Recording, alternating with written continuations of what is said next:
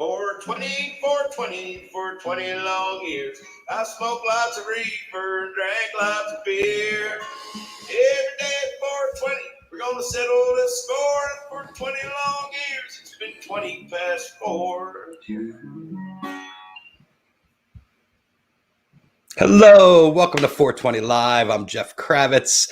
Happy New Year to everybody out there. Our first show, our first 420 Live of the new year. It is the 4th of January. I had to look.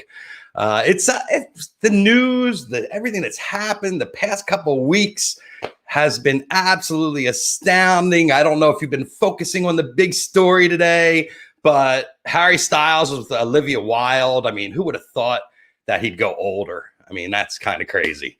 But no, the real story today is that we're about to go down to Georgia. The devil's gone down to Georgia, and he's trying to buy some souls down there. And we're all going to be watching tomorrow as the big dueling banjo, or what were they playing? They didn't have guitar, right?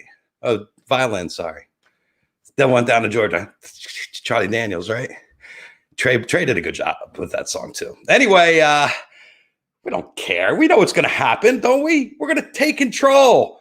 Good is going to win. You can feel everything changing, the tide. We're getting ready to shed all of this skin and move on to this new year, to this new millennium, to this age of Aquarius. We are going to set some intentions today with our friend Ari Fink, SiriusXM Radio, Jam On, Phish. He's done it all. He's been all over that network, bringing us a ton of music, and Ari's done a great job coming alive. I mean, Ari's been coming alive the entire, I think, for 5 months now. We're going to get into his come alive. I'm sure he feels very alive these days. But, you know, we're all feeling alive. We're all feeling the pull of the world out there. California has to have, what did I see? FEMA announced we are the worst place. Los Angeles County is the worst place to be in the United States.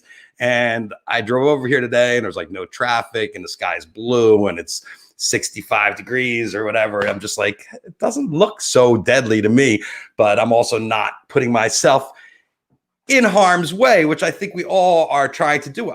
Are we trying to stay healthy? I don't know. I saw a lot of people flying. There was an incredible article, I think it was in Vanity Fair, about how this disease affects the poor more than the rich, and the rich are just jet setting off in their planes everywhere they can go to get away from this. If you saw Miami, I mean, it looks like a different age. I mean, it scares me just looking at it. I feel like I'm going to get COVID just watching the videos. I'm like, ooh, this cannot be good. But, you know, my daughter, she's like, Dad, how come everybody in Miami, you know, they're all out there and they got masks off and nothing's happening to them? And I'm like, that's because they don't report. Don't believe that stuff. And you can't go to Miami, even though I was just there a couple weeks ago. But I was not hanging out in nightclubs. I wasn't trying to relive a life that I once had. And I think the important thing is that we're getting ready now to move into a different kind of life. I mean, this has been interesting. We've really spent the last year. I mean, it's the 4th of January. Let's face it. Right now, I would still be hungover from Phish's 4-night run in New York. I would have been, maybe I just got home yesterday and I'd be all banged up. It would take me 2 weeks to recover. And here it is. I've hit the new year fresh as a daisy. I'm ready to go. I was feeling that, you know, maybe I was out of things to say to everybody. And then, you know, I've had a couple weeks off. You know, December was a very light month with the amount of work I got. First, going down to the Virgin Islands with Marcus Razak and shooting Shred is Dead. And this weekend, working with our friend Justin Bieber. I spent New Year's shooting the Justin Bieber show. It was at the Beverly Hilton. He was set up on the roof. The guests were in the rooms. They brought room service around everybody. They stocked your mini bar. And I was like, wow, I really wish this was somebody I could sit here and eat all these psychedelics I've been collecting for the past year and sit in this room for like 2 or 3 days and rock out. But it was one night. It was an hour and a half. It wasn't really enough time to go for the full ride. And I was working, and really interesting to get into the work mode, to have a camera, to be walking around a venue and taking pictures and dealing with security and production and all these things I forgot about all these years. Very, very interesting to get the work hat back on. Kind of feel like the Mr. Rogers, you know, putting my sweater back on and going to work. And, you know, here I am ready to go work again. Our first guest, I'm honored to have Ari Fink on. He was on the show very early on in the beginning, I think in April, when I was slamming 2 or 3 guests on in the show. And now we're taking our time. Ari and I are going to have a nice chat. I want you to welcome my friend, SiriusXM's one and only Ari Fink, ladies and gentlemen. Kravitz. Hello, everybody. Happy New Year. How you doing, Ari? I'm doing well. Now I'm glad that you reminded me that I am indeed alive. You've come alive. Reminder. You keep coming alive. I kind of think you're like Dr. Frankenstein's monster. That's right. Well, the live streams have been fun. A really, really interesting part of this year. One that was not necessarily anticipated, but when quarantine first occurred, started talking to our friends, Kunj from Live for Live Music and some of our other friends in the industry, just, started throwing ideas around, and it was born with Quarantine Comes Alive. And then, on the heels of all the social unrest and George Floyd, we did Justice Comes Alive, and then Democracy Comes Alive in partnership with headcount.org leading into the November 4th election. And we just wrapped up Georgia Comes Alive right after the day after Christmas, with tomorrow being a huge day down in Georgia. And for the rest of us, it's crazy what's going on out there, man. So this is completely like all of a sudden you're into this social justice world, before you're just like loving the music. I'm sure you had a lot of this in your heart and in your head, but to be now you're gotten onto this political tip. What are the things you've learned from doing these shows? Well, I mean, first and foremost, being able to, gather a community and bring people together and entertain and also inform are the things that have kind of like motivated me at SiriusXM all these years. But this is just a new medium, and it's a new sort of era where people are stuck at home, as you know, and going about these events have been really, really fun. And I think they've also helped to support some amazing causes. To me, they've proved what a community is capable of, what a group of people are capable of.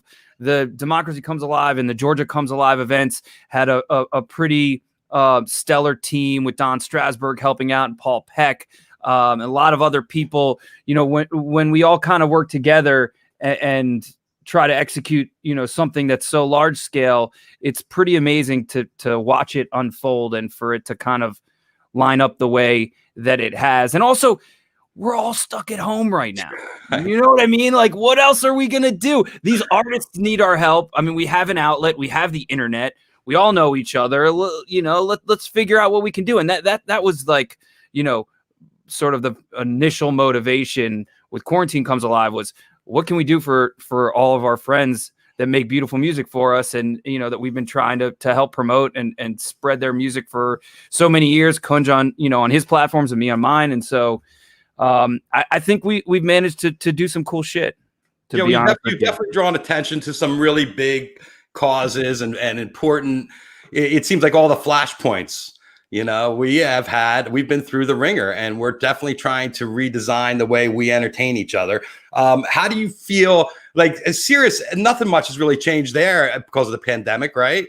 Or, I mean, you always did your show from home, correct? I did not always do my show at home. I used to go into our studios at Rockefeller Center and did the commute and worked there full time. And then March, 12th, everybody got the word that bring your laptops home. Like we're nobody's coming in tomorrow. And so I haven't been back, and the facility hasn't been open. The New York City facility has not been open aside from essential personnel, engineering staff, very limited bodies in there.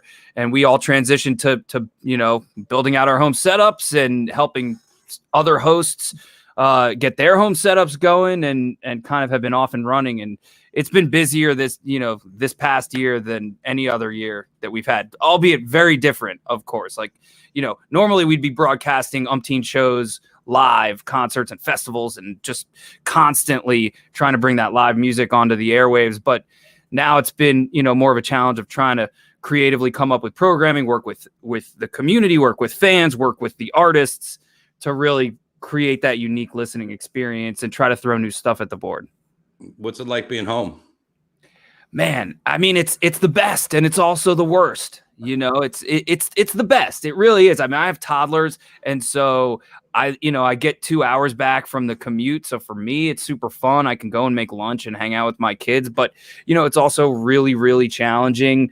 Remote kindergarten is no joke. It's almost harder than real life. I'm telling you, especially for a hyperactive kid. So it's just like everybody else out there, trying to carve out your own personal space, trying to get exercise, protect your mental health, and nurture that. That is just it's hard, man.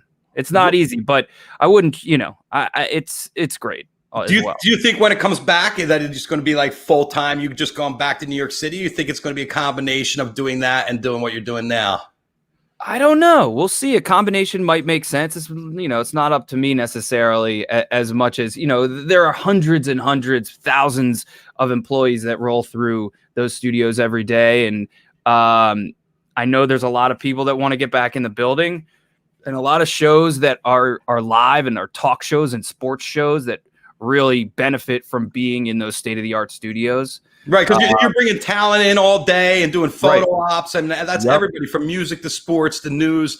It's like a nonstop revolving door at Sirius during the day. XM. Yeah, it's such a scene, man. It's always been such a wild scene, and with Howard, as well. Like it doesn't stop, and it always gets busier. It's never gotten slower than the year before. It's just the company's growth is crazy, and those studios are just are really fun. So I mean, I'll be excited to get back into the building whenever it's safe. It's those decisions they need to be made for a lot of different people, and so I wouldn't be surprised if there was sort of like a staggered re-entry and they kind of do it in waves. But we'll see.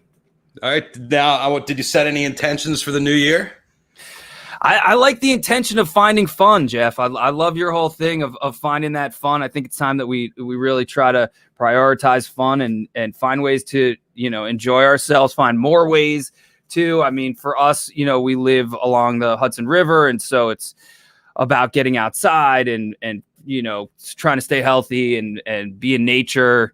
Not necessarily gather with people, but, as springtime and summer approaches, like there's going to be that urge and that need to socialize differently and in a new context probably. But, it's tough, man. I mean, for us, it's these 90 days, I feel like are going to be similar to what we experienced in the spring and the next 90 days coming up. The next 90 days, I'm looking ahead to spring and summer. I'm trying to plan, I've got a calendar of fun that we basically like try to pencil in all the little silly fun things that we can do and just, stuff to be looking forward to get us to that point. Because once it's nice out, you're going to be able to sit outside. You're going to be able to hang out more I don't get 65, 70 degree weather through the winter like you do. So yeah, but you know what? Everybody's moving. I never seen so many people move. When I was down in Florida, I can't believe how many friends of mine have moved down to Florida from New York, and they're just out of the cities. And even here in LA, it's been very, very interesting to see, people like Elon Musk moving to Texas and stuff. I don't get it, but when's he moving to Mars? I'm sure as soon as he can. Yeah. He's got enough money. He could probably settle Mars. I like Elon Musk. I have a Tesla. I think it's the most amazing vehicle I've ever owned. I think he's a little crazy, but you have to be crazy to be a genius.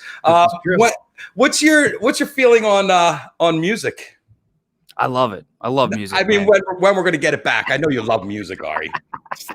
When are we going to get it back? I mean, it's the $1 million question. I just saw something in Variety earlier today where, the sentiment was not so fast on festivals. We'll see.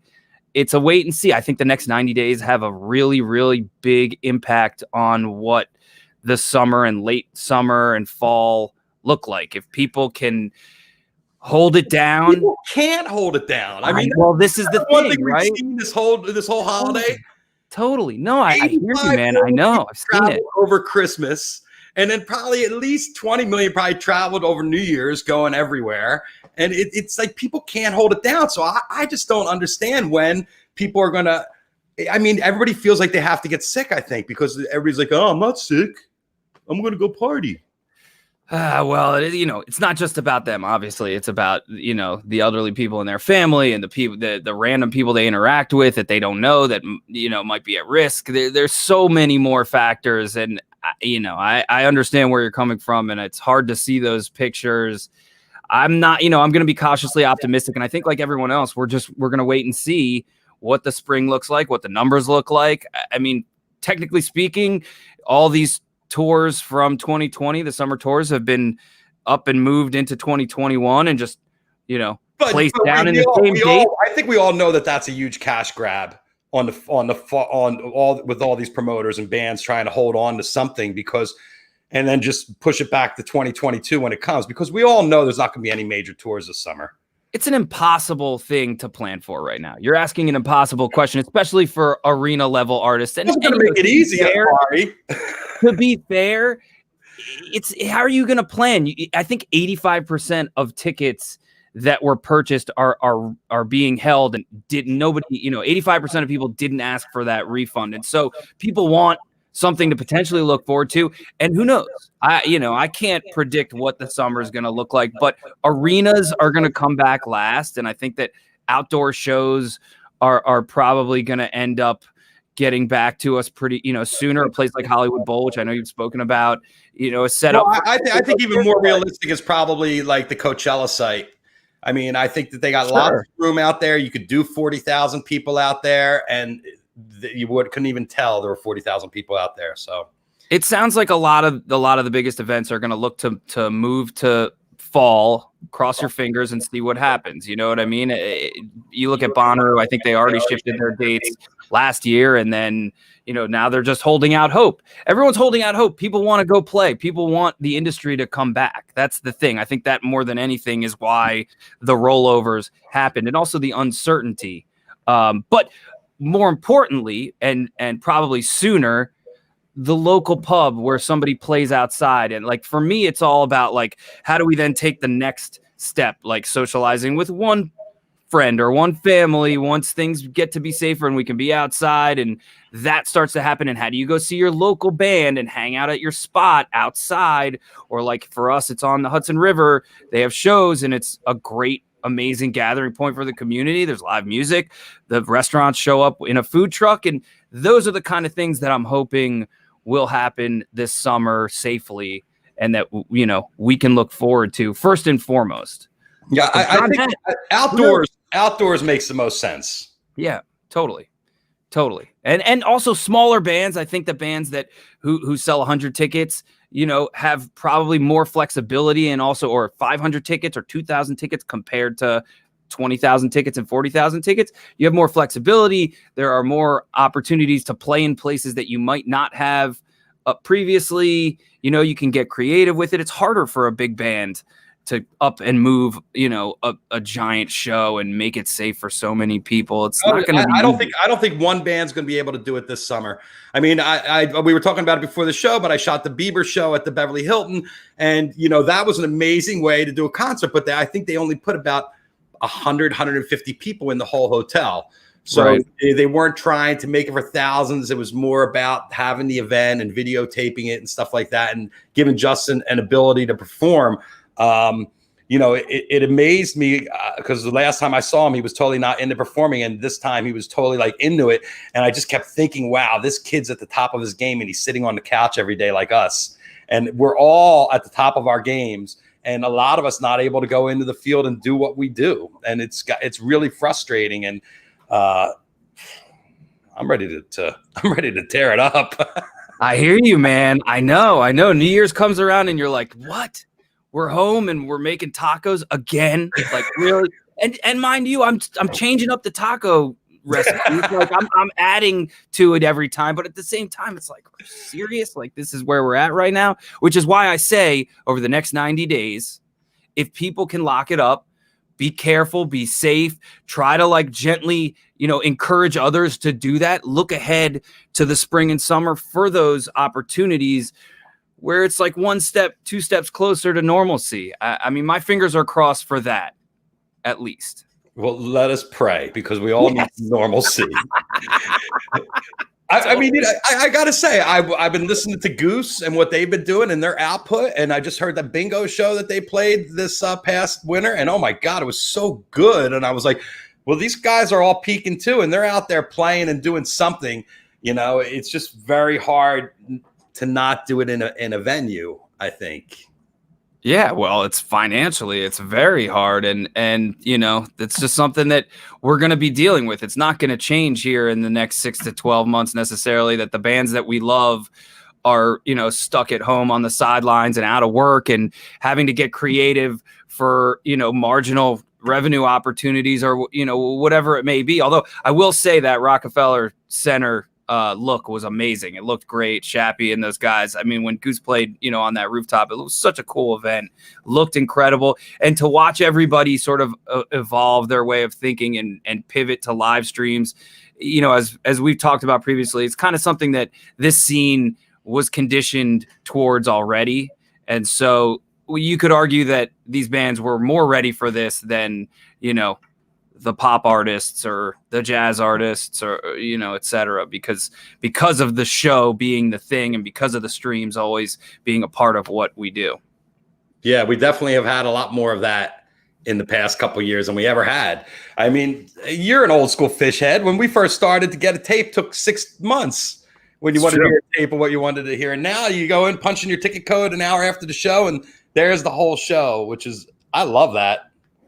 It's incredible what their organization has been able to do, and what the band members have been able to do this year is nothing short of amazing. The Water Wheel as well. I mean, you look at all of the different charities that they've helped to support, and just their role shifting at the beginning of this pandemic, you know, towards being curators of charitable giving as opposed to being the charity themselves is so incredible. And they've done such a great job with it, and the band being so into it, and you know, every artist out there finding new ways to connect with their fans. It's been a really eye-opening experience for sure, and for the industry as well, for the people that work with those artists to try to, you know, if you're not becoming a lobbyist to try to save our stages in, then you're now all of a sudden, you know, looking for sponsorships. Your job has changed completely over the past 12 months. So I give a lot of credit to all the people out there hustling behind the scenes. Well, it's been absolutely incredible. When you talk about save our stages, and without that, we would kind of be dead right now. That's the breath of fresh air. Are you watching Dave Portnoy and what he's doing with this Barstool fund? I know, it's incredible. It really is impressive. $20 million. Yeah, so much money for, you know, people that might not necessarily be able to access it, and also the one-to-one connection and reaching out to those fans. I mean, I saw the highlight video he somebody shared. I don't know if I saw it from his, but anyway, him talking to all these small business owners, letting them know personally, like, we've got you. This is how it's going to work. It's awesome, man. It's because our government has been so fuck all at trying to step into the situation and trying to make it better. You know, fortunately now we'll see what happens. But, you know, what'd you think when you heard I know you're a big guy on tape. You heard the president for an hour going off as Tony Soprano. What was your thought? I mean, if I was, you know, rating his performance on Rotten Tomatoes, you know, you're talking about the Sopranos. That's a supreme level presentation. Trump is not even close. It's just, if it wasn't so sad, it would be comical. You know, in the context of where we're at. And yes, there are aspects of it that are comical, but it's also just, you know, it's all those things. It's frightening and it's sad and it's shocking. But at the same time, here we are. We can't be that surprised that the dude is trying to pull this. And it's so funny because, you know, he's doing the exact thing that he's basically accusing the other side of. So, dude, come on. But that's always been his thing. He always is like, no, Joe Biden's taking money from China and he's involved with Russia. I mean, he always points the fingers. It's amazing that we've allowed him in this long and that they all know how he is and nobody bucked it. I saw an interesting thing on Twitter today, and this will be my last talk about this because I hate talking about politics, but this is so classically funny. And that is, if this is what he's doing in Georgia, and Georgia's only 19 votes, he can't win with 19 votes. Just imagine what he said to Wisconsin and to Michigan and Pennsylvania. He's had the same call with every other state. Yeah, but find me 40,000 votes. Find me 20,000. What's the number? 28,000 votes. No, 11,000. 11,780 for Georgia. I'm saying for the other states. Oh yeah, right. Conversation, whatever it is. What's the number? Find them. Like, dude, get out of here. You're done. It's a toast. So back to Phish. Why do you think they haven't played? Why do I think they haven't played? Because because they have been busy doing a lot of other things, it seems like, and I think they're waiting for the right moment. Do you think they're going to play without a crowd at some point? Jeff, I'm not here to predict the future, man. I'm not clear. Oh, come on, Ari. Listen, nothing would surprise me. I don't think they'll play with a band because Phish is all about feeding off the audience. For sure. And Trey talked about it in Relics and that evolved into the Beacon Jams. He had one position and it's changed. So we don't know anything about this year. And I don't think they do either. We can predict. And so I wouldn't be surprised if they did. I wouldn't be that surprised if they didn't. It's really ultimately up to them and how they want to present their art. And you got to give them a lot of credit for getting out there and doing so many different things, engaging the fans, entertaining people in so many different ways, sharing free content. I mean, as someone who like works on the more traditional side of the record business, can you even fathom how much free content Phish has thrown at fans over the past 10 months? No other artist of that stature is out there just Dead & Company was rolling it out. Dead & Company had to pull back. Grateful Dead had to pull back because they gave it everything they had. Well, good thing that the archives are just brimming with stuff from forever, and Kevin Shapiro's doing what he's doing. So let all those chips unfold, man. All right, I know it's fun to speculate, but who knows? What's your favorite thing they released from the archive of the shows? I mean, there have been so many. I liked 8/1/98 this past year. I liked 11/12/94. They're all great. I mean, they all have their moments. Kevin does a bang up job. I mean, there's always something new and interesting in all the releases. And I think, considering the different eras, he's got to bounce around from this year to that year and make sure that, the tapes sound good and they can mix it and that, everyone's on board. It's a big effort. So I like them all. 7/31/99. There have been a ton. Yeah, I thought they were really good, and it's always fun to get stuff that you've been wanting to see or hear that you've never heard.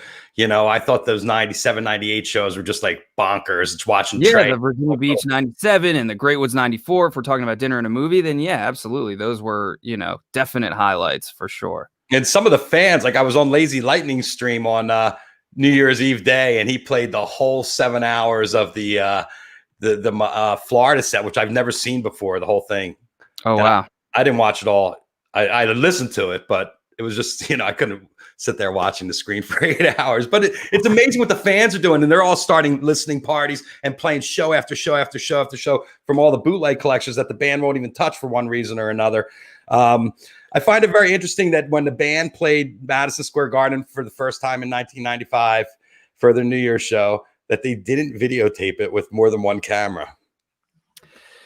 I mean, you got to put yourself in 1995 for a second, I mean, I can't necessarily speak to it. You're balancing a giant endeavor playing Madison Square Garden for the first time. You're like graduating, you know what I mean? There's a lot of factors involved. I'm just psyched that we had something to look at. And those like, single cam ish shows like Remain in Light. I thought that was so fun. I thought it really was cool. And it added to, kind of being there in a way. If it was like all pro shot, I mean, that's so now, and they do such a great job and they're so sharp. And, you saw it during the Beacon Jams with Trey Kerr, directing the hell out of those performances. The old school stuff is it's a different animal, so I think it's kind of cool that it has that aesthetic to it.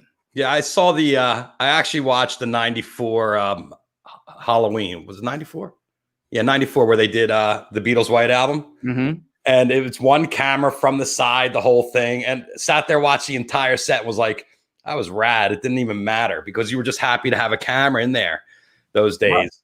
Right. And that was Eric Larson. That was the band's old chiropractor. And he would, after he's done massaging the band, he would Be on camera duty. I know. But think about it. You know how much money it costs to like multi-track record on video, like a show, and then you look at all the, I'm not to get, bore you with all of the production details, but there are fees attached to venues and, capturing video at a place like Madison Square Garden when it's your first time playing it is a, very difficult thing to try to negotiate in an expensive thing. Right. So that's probably why it happened that way. And, now it's a different story, and thank goodness, because we get to see all this stuff in 12D or 14D. Yeah, it is, but all the stuff we want to see is all single camera.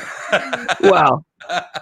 It's good that they have it. I mean, at least they were rolling audio. I mean, they've got all the audio, which is, they've got so much audio, which is great. The audio that they do have is vast enough for them to, I think they released more archival audio this year than any other year, and they keep just building and releasing more and more. So that's another really cool thing. That was an interesting dinner in a movie. The one that they did was the one set from France or in Europe, where they only had the one guy in the camera. Yeah, that was an adventure. That one definitely was a little bit different than the chiropractor. Oh yeah, made you see the soundboard and having his. That one was a little more artistic, I guess. It was cool. I mean, it was weird. It was cool. It's amazing what's out there. I wonder what else is out there that somebody's going to end up throwing in the mix. There's so much fan stuff everywhere. I mean, Phish fans are just voracious in their appetite for the band, and so there's so much out there already.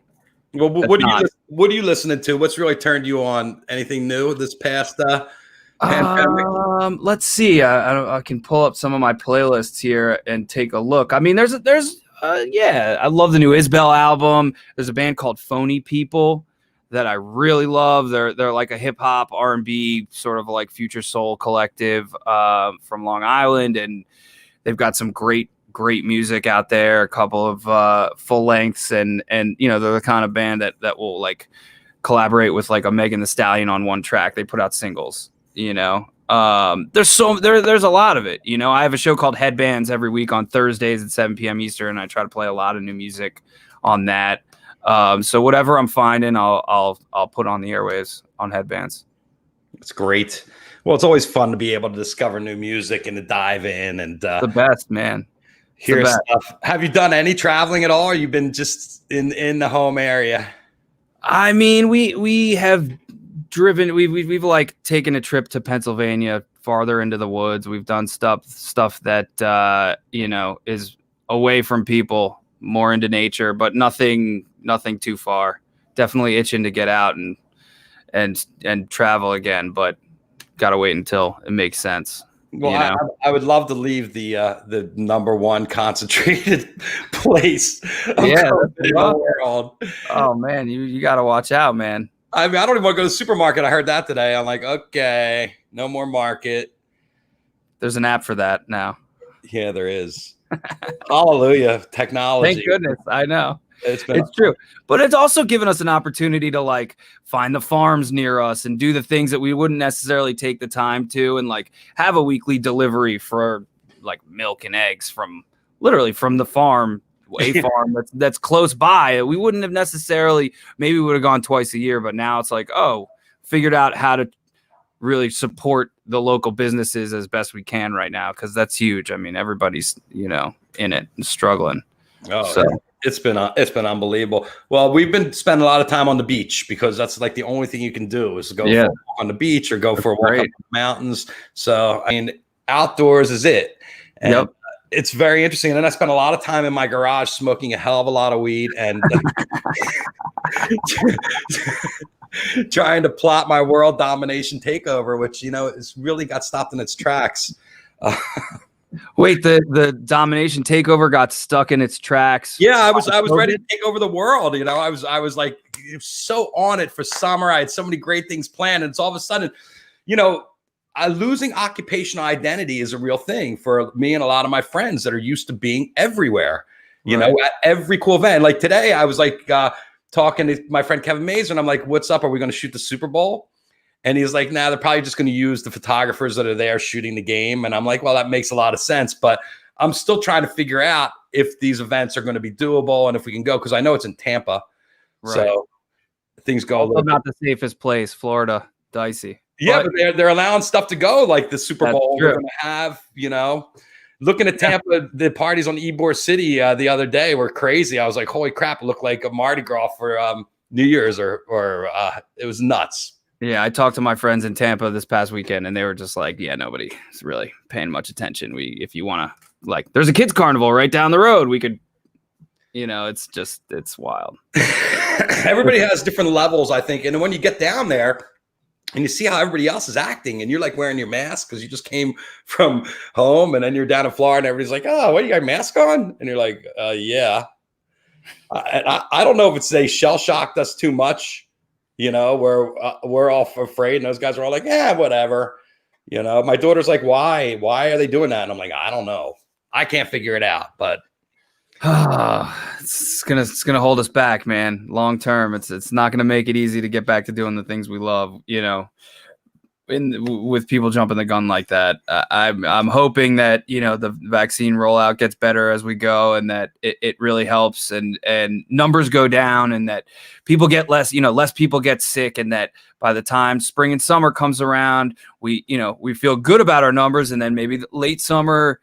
You can make some plans, you can do some things and see where we're at. I think the fall is kind of realistic when you look at stuff for outdoor activities on a bigger scale. By the time they're not really administering this vaccine in a correct manner, right? Yeah. That's one thing that we're getting is that we're in a very efficient manner or a quick manner. It's like, they're not efficient. They're efficient at making it, but they're not efficient in getting it out. And it really needs to get out before we can have anything going on. And also 20% of the healthcare workers not wanting to take it, the frontline workers. I just don't get all this. I've never seen that stat. That sounds crazy to me. Yeah, it's nuts. 20%? 20% of the healthcare workers, 1 in 5 does not want to take the vaccine. Wow, that's kind of crazy. I saw somebody calling out their friend on Twitter. Their friend was like, "I'm not taking the disease, guys." Like, I saw you drink beer out of a toilet, dude. There are so many. It's like, there's so many jokes like that. It's just, you think about, all the wild times that you've had and this and that, and it's like the ground scores, whatever it may be, and now you're gonna just hold off on the thing that's gonna help keep you safe and keep you healthy, or hopefully. And if not, then what's the worst that can happen? I love the conspiracy theories that are like, there's a chip in the vaccine and Bill Gates is going to be keeping track of you. And this whole, that whole rabbit hole is, it's something here. If you think about that rationally, that 330 million people in the United States all get a chip in their arm, and then they can't even keep track of, well, there's that. And also, by the way, they've already made the chip that keeps track of us. And it's this, okay? It's your cell phone. Apple made it. And you carry it everywhere. You take pictures of everyone you're with. You take pictures of everything you eat, every place you go. And every app on there is listening to you, and it'll feed you ads of whatever subject you bring up. So, what are you worried about a vaccine for? That part is where I'm just like, oh, okay. Well, you know what? I just think we're at a place in America where everybody has to argue about everything. They have to look at every side, and then there's always going to be someone that doesn't agree. And now here's my opinion. I think we have too many opinions. Yes, exactly. I'm totally with you on that, man. Too many opinions. Facts are enough. Why do we need to opine about the facts to each other all the time? And it's one thing that Georgia Comes Alive, the conversations that I had throughout the course of that event, that really stuck with me. Andy Bernstein spoke about it. A lot of the activists spoke about it. Dave Schools spoke about how we really need to try to understand the other side. And you and I can sit here and express our disbelief and lack of understanding. But at the end of the day, the only way to inch closer towards a solution and towards, positive results and understanding each other is to just try to put yourself in that other side's shoes and find common ground. It might be lemonade. I think that's what Dave said to me. It was like, we'll just find the common ground, whatever it may be, and work from there. Right. I think that's some pretty great advice. here as we all sit on so many different sides of it. Let me tell you something. I had my brother-in-law over for Christmas, because my wife's like, okay, they're going to come down. I'm like, all right, we're going to deal with some family coming in. There's 9 of us at dinner. It wasn't a lot. And he is so conservative, and I'm just trying to find common ground with him and talk to him. And I'm just like, I can't believe where he's coming from. It's like I'm so incredulous when you start hearing what they say, and you're trying to find common ground. And the common ground was beer, and I don't really drink beer. And smoke this. Yeah, it's not easy. It's not an easy thing, but it's got to happen, and it's got to happen just on an individual moment to moment, level. Because otherwise, what are we going to sit on opposite sides of the fence and just gossip back and forth about the other side? I mean, the other side's saying the same stuff about us and how. Well, that's where we are now. I mean, everybody's got this evil idea of what the other side is, and that they want to stay where they are. I just find it very. It's more what do you call it? Divisive than anything where we are now. It's not where we're in a space where we're unifying. I mean, I would think that everybody'd be like, okay, we got a new president. Right. Man, holy crap. That guy does not like to lose, huh? No, he does not. He does not. It's in his DNA, I guess. I don't know. Isn't that something you learned as a young man when you were playing? I'm sure you played like little sports when you were a kid and stuff, and you always lose. Your team would lose. You'd be all depressed, and your parents would be like, it's how you play the game. Yeah. Well, Jeff, I went to a Jewish day school, so we lost a lot. Okay. And we played a lot of sports, and we lost a lot. I mean, we tried super hard, but we've been through it. And you're right. It's frustrating because our kids all deserve better, and the next generation and the generation after that deserves better. There are life lessons here that just seem to be getting twisted in a really dangerous way. No, I agree. I've never seen anything like this, and it's up with the very principles that our country's built on, which is kind of nuts. Right. Exactly. They're not going after anything, they're just going after democracy. It's just like what America is.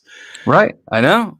It's insane. It's the exact thing that, everybody, that our ancestors, people's ancestors fought so hard for, and to establish this nation made up of all different kinds of people, under this blanket of democracy. And here we are, and it's getting challenged in this way. I mean, it really is it's insane to watch. And, I'm looking forward to 2 weeks and 2 days or 16 days from now, 17 days from now, when we can kind of just turn that corner and accelerate into a new era. Well, you definitely see the Steve Bannon motto, just keep throwing shit up there, because man, they just keep throwing the shit up there like nothing else. Jeff, what do you think is going to be another fun development of 2021? We've seen the live streams start to pop up. We've seen what's the next thing for bands to be doing within these circumstances between now and June. What's the next step here? I think it's going to find ways to do things like Bieber did the other night, to be able to play for your fans. Not that he played for his fans. They were all invited guests, but to be able to play for your fans in a safe way, maybe where everybody's on a boat, and you play at the edge of a lake and everybody's out on boats or out on rafts or things like that. We did that in the Virgin Islands, and it was amazing. People came up on their boats, their paddle boards, their rafts to watch the music. And it was very, very unique. So that spawned a lot of ideas that could be done for the summertime, especially. And I think finding a couple hotels, I talked to a couple of my friends here in LA. I'm like, let's find some hotels where you could set the band up and then do the fans in the rooms, because it's just so perfect. I don't think you could do full capacity hotel or anything like that. I think that, you're at a very strange place, but we're going to figure out a way to know who's vaccinated, which is very, big brother-ish. People are not into that whole thing of having an app that says I've been vaccinated or that I've had cleared my test. But I think that's the only way we're going to be able to share in a common space again. And how do you think that your industry, the photography industry, is going to be changing and the next steps there? Because, the numbers are going to be limited, and, like you were talking about previously, shooting an event becomes a whole nother challenge. Even if you look at a show like Bieber, there would have been another 10 photographers that would have come in for the first 3 songs and then been escorted out. And then there would probably be a couple other guys like me running around shooting. But I was shooting and Bieber had a team there, photographers, and that was it. They had all the camera guys up. The ABC New Year's Eve special, all our friends out there that would be on the platform able to shoot J-Lo and all the talent that was performing. They all had to shoot from the street. There was one ABC photographer allowed. The Super Bowl this year, which I talked about earlier, it seems to me that they're just going to allow the sports photographers to shoot the halftime show. Usually they have the halftime entertainment photographers come in. So I see that information has traveled differently, that we all talk about your phone. The phone is pretty much crushed, because people now not only are their own photographers, but they can also distribute the photography through their Instagram or their Twitter or their Facebook. So they're in essence their own agency also. Yeah. You're a photographer, you're an agency, and you're also able to get your story out. And it doesn't matter how many followers you have, 1 million people could see that photograph. Where before I'd be the guy getting that photograph that everybody would see. Now everybody's contributing to this. And we've gotten more and more into people being their own news source or their news channel or entertainment, like here, where you create something where you become right. Same thing with this. It's the same thing with audio and video and entertainment too, right? Everyone's now has the opportunity to create something and send it. Yeah, like in the old days, if somebody said to you, you're going to work at SiriusXM and you have to work at home, you'd be like, I can't do that because there's certain things I need at that office. I need this equipment and we have this machine and we got all these things. But now all of these things that used to be so prohibitively expensive to make us operate are now really cheap, and you can do everything on a phone. So I'm not really, people tell me I want to be a photographer. I'm like, video so maybe, sure.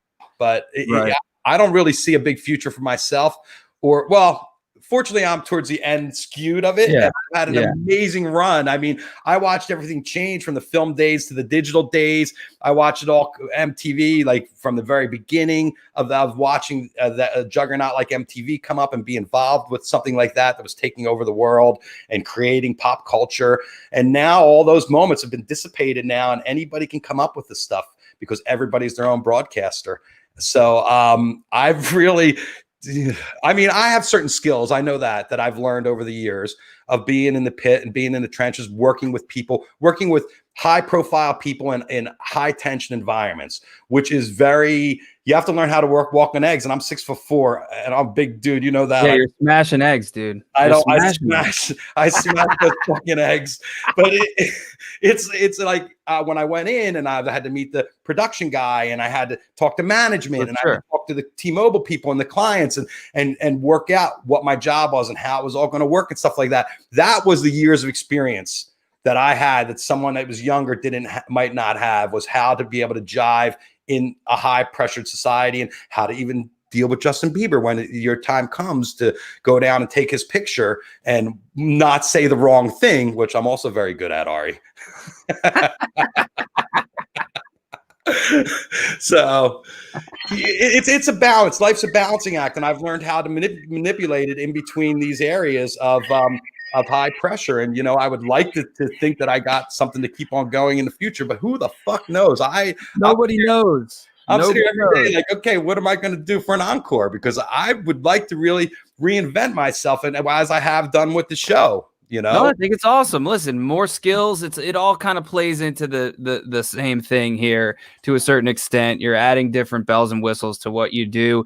Is the technology going to change though for photographers who have to shoot from farther away? Does that affect what cameras you bring, or is all of a sudden, like, with drive-in concerts, now all of a sudden you've got these pods and you need little individual speakers at 100 different pods? Like, this is a new-ish technology. The setup is new, so maybe there's room for new technology makers. I don't know if it's the same for photography.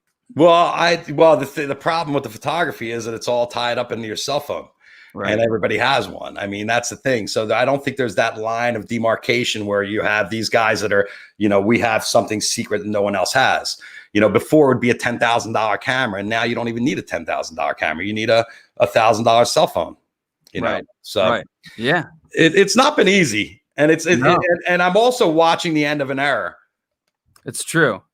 So but it's been interesting though. It certainly has been interesting, and I give you a lot of credit for jumping in and taking reps. What are the most interesting things that you've learned about doing this specifically, about this hang? Well, 5 days a week is a lot. Yeah. And that, in the beginning, I started this smoking weed and hanging out with my friends. That's how I started it. And then within a week, I was like, all right, I'm going to talk to Stuart Copeland. I'm going to talk to Tommy Chong. I'm going to talk to Pauly Shore. And I started talking to all these old friends I've made over the years and bringing the show up and moved away from the smoking of the weed. And then like this summer, I had a revelation that I was going through Mercury retrograde, and I had guests canceling like the same day, which hadn't happened to me in 6 months, where someone called me like, I can't make it today. And I was like, do I cancel the show? And I was like, just go on there and smoke some weed and talk to everybody. And I realized that ultimately I can do that. In the beginning, I was like, I need to be serious. And I've kind of loosened up. And the other thing I never had was somewhere I had to be every day at a certain time. Okay. Because my schedule would change. Sure. One day you do a movie premiere, one day it'd be a concert, one day it'd be an afternoon luncheon or whatever. So every day was a distinct different day for me, because it'd be something. And now all of a sudden I was locked into the 420 zone. So every day at 420, I'm like, okay, I got to get my shit together. So preparation, how to deal with the gear, how to deal with the equipment. Early on, you were like, Kravitz, you need a real microphone. I got my real microphone. I got my real camera. But, it was great to be able to get that kind of feedback from people early on, because you're right. You need to step your game up if you're going to do this. And I talk to people all the time. I'm like, hey, you got to get a light. You're going to be on camera. You need to have a good camera, good lighting, good sound, right? Yep. Pretty much. So definitely. That's the kind of thing. I really like upstairs. I'm sorry. You You're too good looking for the good light. So you look fine. Your light looks fine. Good. All right. Thank you. You have more of a face for webcasting, and I have more of a face for radio. Well, they're looking at both of our faces now, so we're in this together. The other real question I've got for you before you move on to your next thing is, I don't know what to do with this hair. Okay, I haven't cut it since I haven't cut. You haven't cut it. I haven't cut it since just the sides. We cut the sides, right? The sides get shaved every couple months. My wife will do it, but all of a sudden it's like I can do the ponytail thing, and I don't know if I'm going to keep it, let it grow. That's a pretty good hairline, so I don't see you dealing with what I've had. How old are you? I'm 39. It'll happen. 39? It'll happen. Does your family have baldness in it? It's messed up because my dad's side is so rock solid. My grandfather, my kid's great grandfather, is 96, and he's got the best head of hair. I mean, it's silver, but the best head of hair you ever seen. But my mom's dad, not so much. So I think I'm headed. Yeah, they say mom's dad. My grandfather was bald, but you know what? It's one less thing I have to worry about. Totally. I got one of those little Remington hand things. It comes with the different blades, and I just go in, and I did it this morning actually. But I have to have my daughter come and do the back, because that's nice. I butcher that up. I'll cut halfway up on my head. She'll be like, Dad, we can't let you out of the house like this. You got to wear a hat. Oh, that's funny. Well, it's good look. It's good looking out on her part. That's awesome. Well, that's one thing that's been really unique is the bonding with the family. It's like you're stuck with your family. It's like we can't even have anyone else come over, and it's just like, okay, with the family again. And all through the holiday, it was pretty special the past couple of weeks, not having anywhere to go or any pressure. It was kind of nice not having the pressure, right? I got to be honest with you, man. Like, I've worked every single New Year's for well over a decade, probably going on 20 years. Because when I was, in my early 20s, I worked in restaurants, and I would work New Year's Eve for sure. Like, it was it was very nice in some ways to just have that chill night. I mean, now that we've done it once, we're good. We can totally go out and do a show again and get back to it. Preferably speaking, I'd much rather be broadcasting live from Madison Square Garden than, ringing in the new year at home. But we've experienced it, and it was a nice change of pace in a lot of ways. Weird, strange. Literally 20 years I've worked on New Year's. I've worked on every holiday. I mean, you think doing this, 5 days a week for an hour is tough. Imagine 24 hours a day, 7 days a week, year round, multiple channels, dozens of shows. Like, it never stops. It never, ever, ever stops. So you always got a full plate.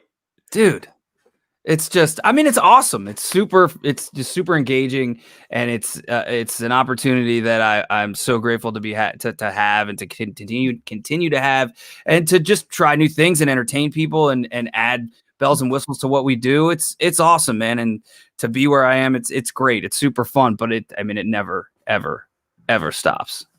Well, but that's a good thing, because when it does stop, it ain't fun. Trust me. You got that air. Well, and what I'm dealing with in my life now, where you're kind of like, okay, what is this? What's my next chapter? Because like I said, I'm not that far from retirement. I'm sure I could have done this another 10 years, but I'm also looking at it being like, what do I want to do the rest of my life? Do I want to be chasing celebrities down a red carpet? And I'm like, yeah.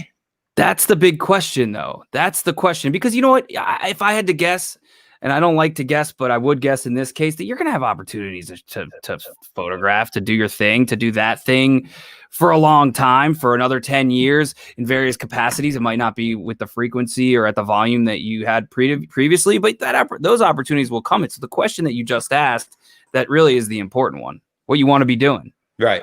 And ultimately, I feel that I've been feeding celebrity culture, which has been a huge distraction for our country, and that I'm the reason we're in such a shit show, because I've just been pushing all this Britney Spears and crap all my life. You're feeding us McDonald's, man. Don't read the news. Look at Britney Spears' new haircut. I can. Yeah, that's tough. That's a tough one, man. Tough. And I kind of want to spend the rest of my time forcing people to focus instead of distracting, which I feel this is a distraction also, but just to find people to focus into the kind of things that, kind of float my boat. Music. Well, that's why I love seeing when you have guests that are outside of our neighborhood or our ballpark, the people who have unique, interesting businesses or startups or, like holistic healers or whatever it may be. Those kinds of guests I find really interesting. And with Georgia Comes Alive, I had a chance to talk to all these activists and grassroots organizers and people from the political world. And that was a challenge, but it was really cool because it did exactly what you're talking about. It forced not only me, but the viewing audience to focus on some real heavy, important issues that you wouldn't necessarily get elbow deep in otherwise. Right. Well, you know what? Listen, let's face it. There's a million guys out there talking about music, and there's a million guys that can do it better than me and that have been doing it for a lifestyle, and they need it to feed their family. And for me, this has just been a colossal distraction to keep me focused on something, on a way to communicate with my friends. And I'm more into turning people on to really cool things that I've discovered and cool people that I've discovered than to try to get an interview with a musician that's been interviewed a million times. I mean, I really think there's a lot of things out there that deserve attention and focus. So you got the platform for it. You're going to be doing it, man. 2021. 420 Live into 2021. Yeah, spark them if you got them. Smoke it if you got it. Ari, anything you want to say to our friends before I cut you loose and let you get back to the kids?